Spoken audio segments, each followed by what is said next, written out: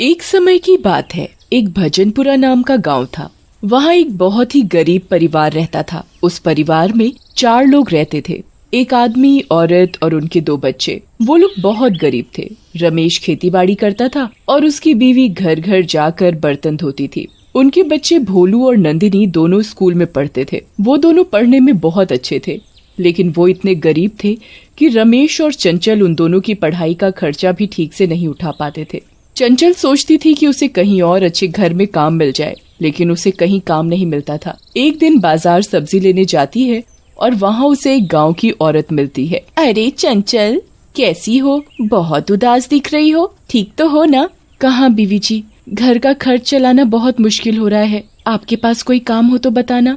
ठीक है, कोई काम होगा तो बताऊंगी। हाँ, बताना जरूर। ठीक है, चलती हूँ। अच्छा जी, राम राम। चंचल अपने घर सब्जी लेकर वापस आ जाती है। रात को अचानक उसके पति रमेश की तबीयत खराब हो जाती है। वो दोनों बहुत परेशान हो जाते हैं कि अब क्या होगा।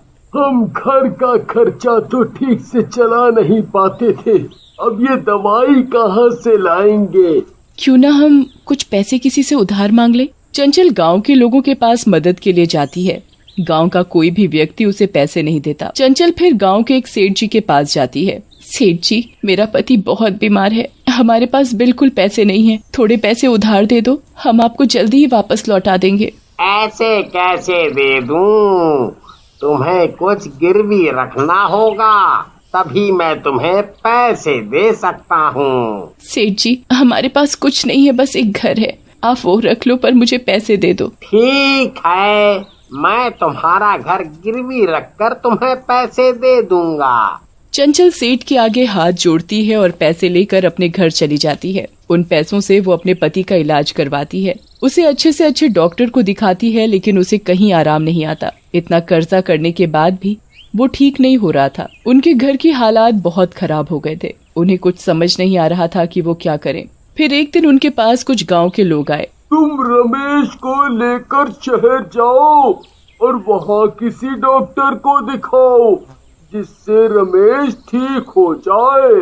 यहाँ गांव में इतने अच्छे डॉक्टर नहीं मिलेंगे। गांव वालों की बात मानकर चंचल अपने पति रमेश को शहर लेकर चली जाती है और वहां जाकर किसी अच्छे डॉक्टर से अपने पति का इलाज करवाती है। इलाज करवाकर वो दोनों वापस गांव आ जाते हैं। घर आकर चंचल अपने पति रमेश को टाइम से दवाई देती है, लेकिन वो तब भी ठीक नहीं होता। इसी बात को लेकर चंचल और उसके बच्चे भोलू और नंदिनी बहुत रोते हैं, लेकिन वो सब मिलकर रमेश का ध्यान रखते हैं कि शायद वो ठीक हो जाए। लेकिन वो दिन पर दिन और बीमार होता जा रहा था। फिर एक दिन अचानक रमेश मर जाता है। वो लोग कुछ समझ नहीं पा रहे थे कि उनके साथ क्या हो गया। ऐसा लग रहा था कि जैसे उनके पैरों के नीचे से जमीन खिसक गई। भोलू, नंदिनी और उनकी माँ चंचल का रो रो कर बुरा हाल हो गया था, पर फिर भी वो अपने आप को और अपने दोनों बच्चों को संभालती है। माँ, अब हमारा क्या होगा?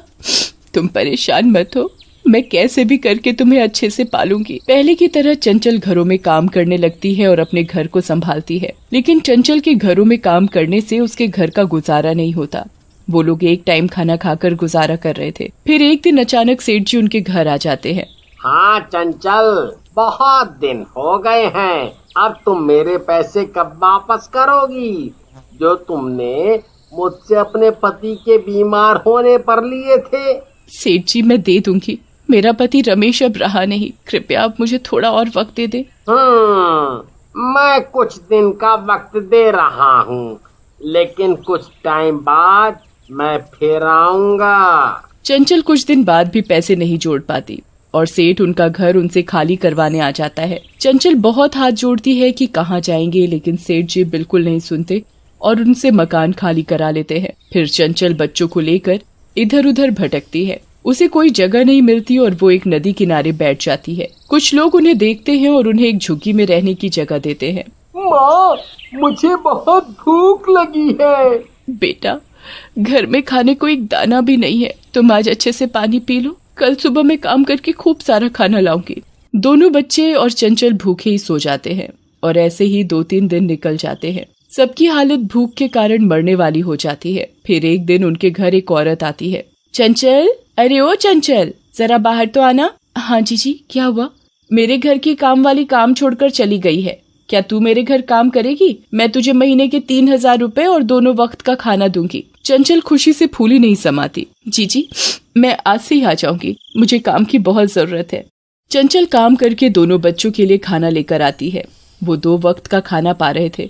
दोनों बच्चे भी फिर से स्कूल जाकर पढ़ाई करने लगे थे। ऐसे ही सब ठीक ठाक चल रहा था, लेकिन कुछ दिनों बाद चंचल के बीमार पड़ने की वजह से उससे काम नहीं हो पाता और वो तीनों एक टाइम खाना खाकर गुजारा करते हैं। बच्चे एक दिन स्कूल से दुखी मन से घर आते हैं। माँ, हमें मैडम रोज फीस जमा करने को बोलती है। स्कूल में बोलना कि हम जल्दी ही फीस जमा कर देंगे। ऐसे ही करते करते दिन बीत जाते हैं। वो लोग फीस जमा नहीं कर पाते और स्कूल से उनका नाम कट जाता है। और एक दिन बच्चे रोते हुए घर आते हैं। बच्चों, क्या हुआ? माँ, हमारा स्कूल से नाम काट दिया, अब हम नहीं पढ़ पाएंगे। बच्चों, मैं क्या करूँ, मुझे कुछ समझ नहीं आ रहा। माँ, रो मत, कोई नहीं, हम घर पर रहकर पढ़ लेंगे। उसके बाद वही सब चलता रहा। उनकी जिंदगी में गरीबी खत्म होने का नाम ही नहीं ले रही थी। एक दिन ऐसा हुआ कि चंचल का काम छूट गया। वो और परेशान हो गई। उसे समझ नहीं आ रहा था कि अब क्या करे। थोड़ा बहुत जो घर में राशन था वो भी खत्म हो गया। हमारे घर अब तो कुछ खाने को भी नहीं बचा। अब क्या हम भूखे ही मर जाएंगे? नहीं, ऐसा मत बोलो। मैं कुछ काम कर लूंगी जिससे घर में कुछ खाने के लिए तो आ जाएगा। नहीं बेटा, तुम इतनी छोटी हो, तुम कैसे काम करोगी? नहीं माँ, मैं कर लूंगी। नंदिनी चौक पर एक पेन बेचना शुरू करती है। 1-2 दिन कोई नहीं लेता, कभी कभी कोई ले लेता है। ऐसे ही वो काम करती है और थोड़ा बहुत खाकर अपना गुजारा करते हैं। फिर एक दिन नंदिनी अपनी माँ से बोलती है, माँ, क्यों ना हम भोलू भाई का स्कूल में नाम लिखवा दें?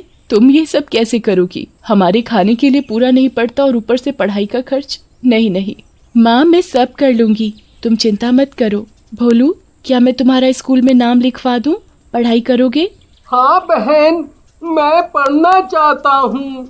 ठीक है, मैं कल ही स्कूल जाती हूँ और तुम्हारा नाम लिखवा देती हूँ। अगले दिन नंदिनी और उसकी माँ भोलू का स्कूल में नाम लिखवाने जाते हैं। भोलू का स्कूल में नाम लिख जाता है। भोलू बहुत खुश हो जाता है, अपनी माँ और बहन को धन्यवाद बोलता है, पैर छूता है। नंदिनी अपना पेन बेचने का काम करती है। भोलू अपनी पढ़ाई पर बहुत ध्यान देता है। ऐसा ही करते करते वो बच्चे बड़े हो जाते हैं। भोलू पढ़ने में इतना होशियार होता है और उसकी टीचर को उसके घर के हालात के बारे में सब पता होता है। एक दिन टीचर भोलू के बारे में प्रिंसिपल से बात करती है। मैडम, ये बच्चा बहुत होशियार है, क्यों ना हम इसका सारा पढ़ाई का खर्च उठाएं? भोलू, कल घर से अपनी मम्मी को बुला कर लाना। ठीक है मैडम। भोलू घर जाता है और अपनी माँ से बोलता है, माँ, आपको कल प्रिंसिपल मैडम ने स्कूल में बुलाया है। क्या हुआ बेटा? क्या हुआ भोलू? बेटा कोई बात है क्या? पता नहीं माँ। ठीक है बेटा, नंदिनी को आने दो, मैं उसको बताती हूँ। फिर कल स्कूल जाते हैं। नंदिनी जब घर आती है तो माँ उसको बताती है कि राजू के स्कूल में एक मैडम ने बुलाया है। ठीक है माँ, कल चलते हैं और पूछ कर आते हैं कि क्या बात है। अगले दिन नंदिनी और चंचल स्कूल जाते हैं। टीचर से पूछते हैं क्या बात है। मैडम, भोलू ने कुछ किया तो नहीं? नहीं, भोलू तो पढ़ाई में बहुत होशियार है। फिर क्या हुआ मैडम जी? हम चाहते हैं कि भोलू का सारा खर्च पढ़ाई का हम उठाएं, क्योंकि भोलू पढ़ाई में बहुत अच्छा है। चंचल मैडम के आगे हाथ जोड़ती है और वो सब बहुत खुश हो जाते हैं। फिर भोलू और मन लगाकर पढ़ाई करता है। नंदिनी भी अपना काम अच्छे से करती है, जिससे 2 पैसे और आए, वो कुछ और भी कर सके। उनका सब अच्छे से चल रहा था, लेकिन एक दिन अचानक चंचल को बाइक वाला टक्कर मार देता है और उसे हॉस्पिटल में एडमिट करना पड़ता है। नंदिनी और भोलू बहुत रोते हैं और जैसे तैसे खुद को संभालते हैं। कुछ गांव वाले बच्चों का ध्यान रखते हैं और उनकी मदद भी करते हैं। थोड़ा हिम्मत रखो बच्चों, थोड़ा हिम्मत रखो। अब हम क्या करें?